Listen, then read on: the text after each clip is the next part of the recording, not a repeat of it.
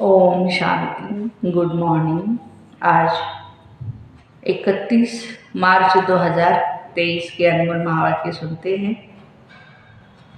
मीठे बच्चे, अपना मिजाज बहुत मीठा बनाओ, भूले चुके भी किसी को दुख मत दो। बुरे वचन कहना, क्रोध करना या डांटना, यह भी सब दुख देना है। आज का प्रश्न है, माया बच्चों की परीक्षा किस रूप से लेती है? उस परीक्षा में अड़ल रहने की विधि क्या है? उत्तर है, मुख्य परीक्षा आती है काम और क्रोध के रूप में। यह दोनों मुश्किल ही पीछा छोड़ते हैं। क्रोध का भूत घड़ी घड़ी दरवाजा खटखटाता है, देखता है यह कहाँ भौं भौं तो नहीं करते हैं। अनेक प्रकार के तूफान दीपक को हिलाने की कोशिश करते हैं। इन परीक्षाओं में अड़ल रहने के लिए एक सर्वशक्तिमान बाप से योग रखना है। अंदर खुशी के नगाड़े बजते रहे। ज्ञान और योग बल ही इन परीक्षाओं से पास करा सकता है। गीत निर्बल की लड़ाई बलवान से, एक कहानी है दिए और तूफान की। ओम शांति। बच्चे समझते, बाप भी समझाते हैं, तुम फिर आए हो पारलौकिक बाप के पास और सब है लौकिक बाप। यहाँ है सब आसुरी बुद्धि, सतयुग में है दैवी बुद्धि। आसुरी के बाद दैवी जरूर बनना है। आसुरी और दैवी, पतित और पावन में फर्क है। तुम जानते हो, हम पावन थे, फिर रावण ने पतित बनाया। अभी फिर बाप द्वारा हम फिर से पावन दुनिया का वर्षा ले रहे हैं, सतयुगी राज्य भाग्य का।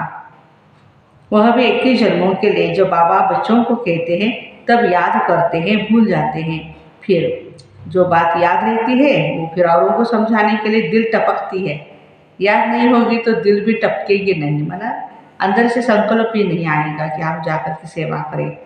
फिर वह खुशी की उछल नहीं आएंगी, मुरझाई हुई शक्ल दिखाई देगी।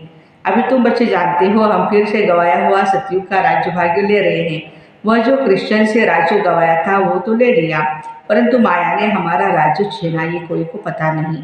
कृष्ण से तो राज्य ले लिया हट से, भूख हड़ताल आदि करके। यहाँ तो वह कोई बात नहीं, तुम्हारे दिल में है। हम 5000 वर्ष पहले मुआफी फिर से राज्य भाग्य प्राप्त करते हैं, बाबा की श्रीमत पर चलने से।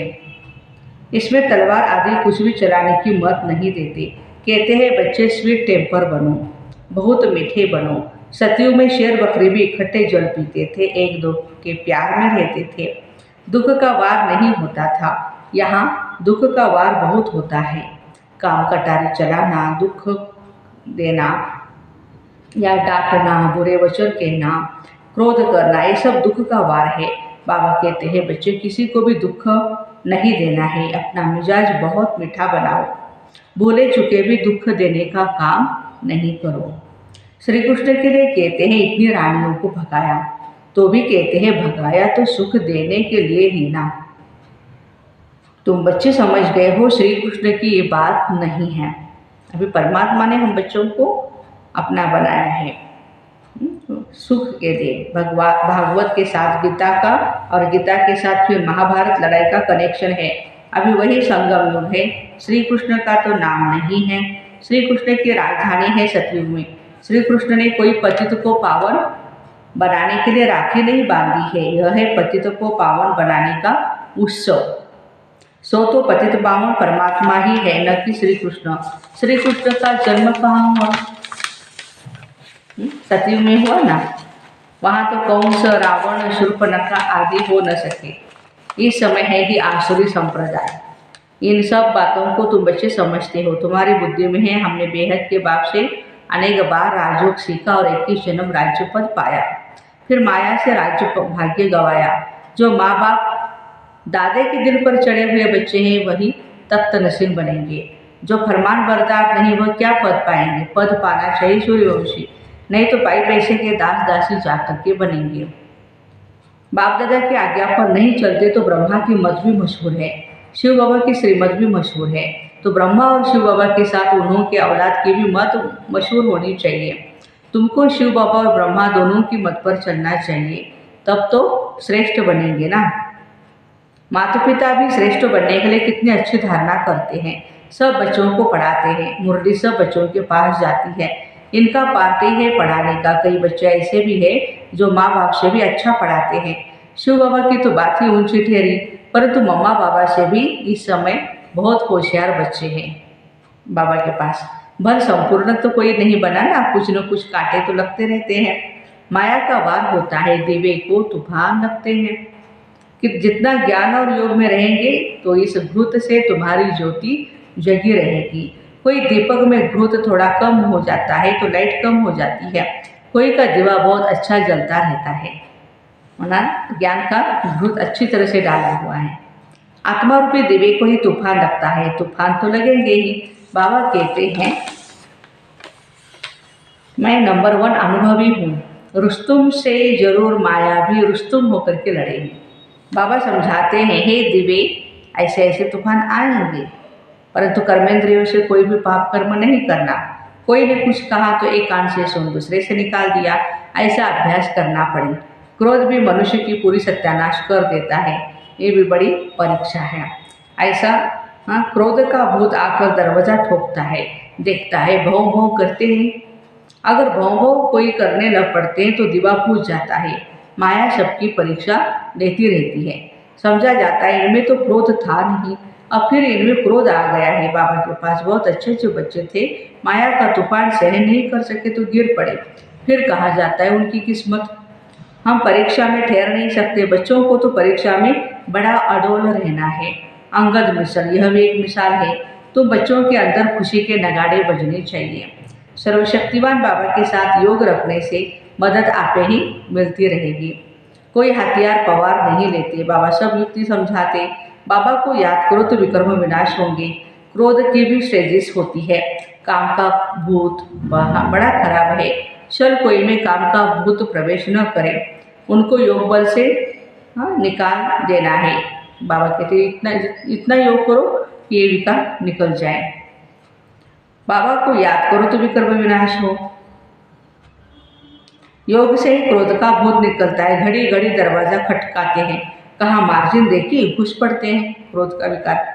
यह 5 चोर बहुत घाटा डालते हैं। हम कितने सावकार थे, 5 विकारों ने ही हमें कंगाल बना दिया है। इनका बड़ा सरदार है काम विकार। लीडर कौन है उनका विकार का? काम विकार। सेकंड नंबर है क्रोध। काम बच्चू बादशाह है, बड़ा मुश्किल से पीछा छोड़ता है, बड़ा भारी दुश्मन है, बहुत तंग करता है। बेचारे अबलाएं कितनी मार खाती हैं, उन्होंने फरियाद सुनी नहीं जाती। यह फरियाद सिर्फ एक बाप ही सुनने वाला है, परंतु वह भी जो सच्चे होंगे उन्हों की ही सुनेंगे, झूठों की नहीं। तो यह विकार मनुष्य को एकदम डरती बना देता है। क्रोध की बीमारी उतर पड़ी तो क्रोध अपनी सत्यानाश करता है। दूसरे की भी खुराक बंद हो जाती है, हंगामा हो जाता है। तो बाबा से जो खुराक लेने आते हैं उन्हों का वह बंद हो जाता है, यहाँ आने नहीं देते ना, उन्हों पर बंधन आ जाता है। फिर उनकी अविनाशी भविष्य जन्म जन्मांतर की आजीविका बंद हो जाती है। ऐसे जो परमपिता परमात्मा से वर्षा लेने में विघ्न डालते हैं उन पर कितना पाप पड़ेगा, बात मत पूछो। वह जैसे कि अपने ऊपर कृपा के बदले श्राप डालते हैं। कोई ट्रेटर बन जाते हैं तो कितने का नुकसान करते हैं। भविष्य हीरे जैसा जीवन बनाने में रुकावट पड़ती है। इसलिए बाबा कहते बच्चे क्या कहते हैं, महापापी, महाबेसमझ, महाकमबख्त देखना हो तो यहाँ देखो।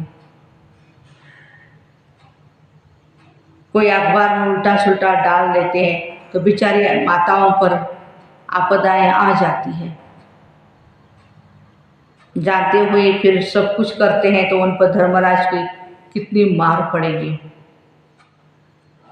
बाबा कहते हैं ऐसा काम कोई नहीं करे जो ट्रेटर बने और अबलाओं पर अत्याचार हो। उनको गाजी भी कहा जाता है। माथे में खून का टेम्परेचर चढ़ जाता है तो फिर तलवार उठाकर मारने लग पड़ते हैं, फिर उनको फांसी पर चढ़ा देते हैं। यहाँ भी ऐसे बन पड़ते हैं।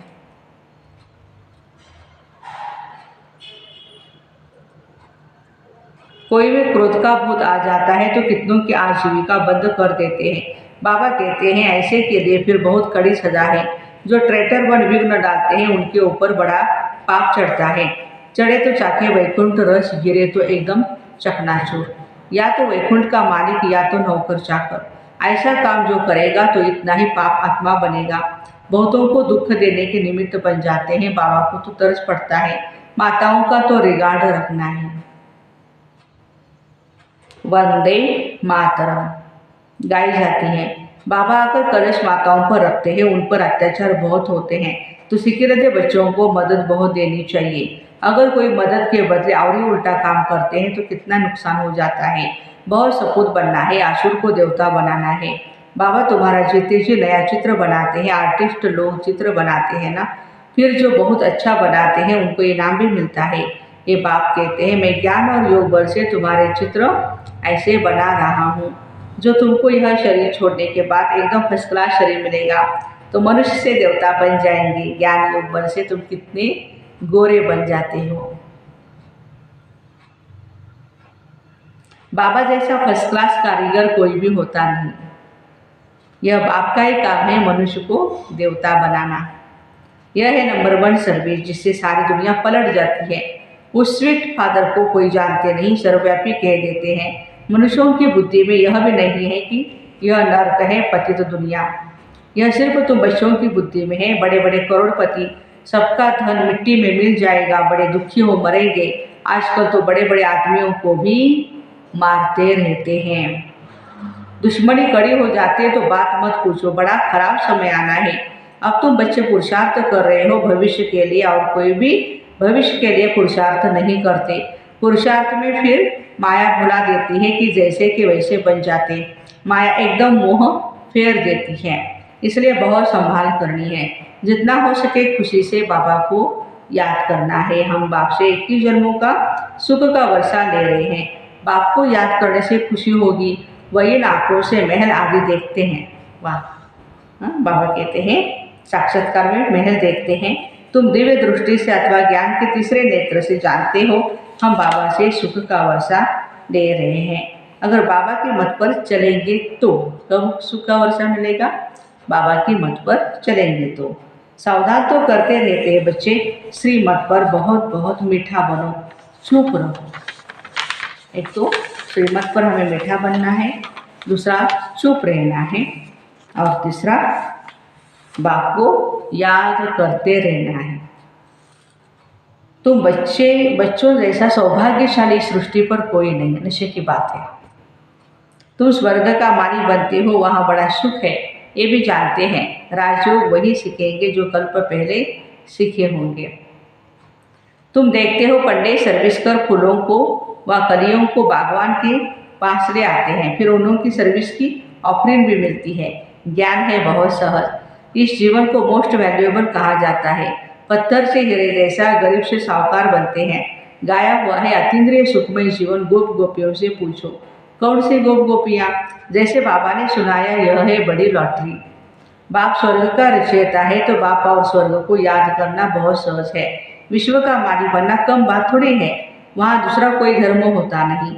बच्चे जान गए हैं, हमने आधा कल्प अनेक प्रकार के दुख देखे हैं। अब बहुत अच्छा पुरुषार्थ करना चाहिए। इस दुनिया में कोई भी सुखी हो नहीं सकता है, कलयुग है। वहाँ तो सब सुखी होंगे। ऐसे सुख के राज्य में ऊंच पद पाने में मज़ा बहुत है। बॉक्सिंग में घड़ी घड़ी थप्पड़ खाते गिरते नहीं रहना है। माया के साथ बॉक्सिंग है, बार बार गिरते नहीं रहना है। विकार में गिरा तो एकदम जोर से चोट लग जाती है। क्रोध भी बहुत ही खराब है। घड़ी घड़ी चोट नहीं खानी चाहिए, नहीं तो गिर पड़ेंगे। अच्छा, मीठे मीठे सिकिरदे बच्चों प्रति माता पिता बाप दादा का याद प्यार और गुड मॉर्निंग। रूहानी बाप के रूहानी बच्चों को नमस्ते।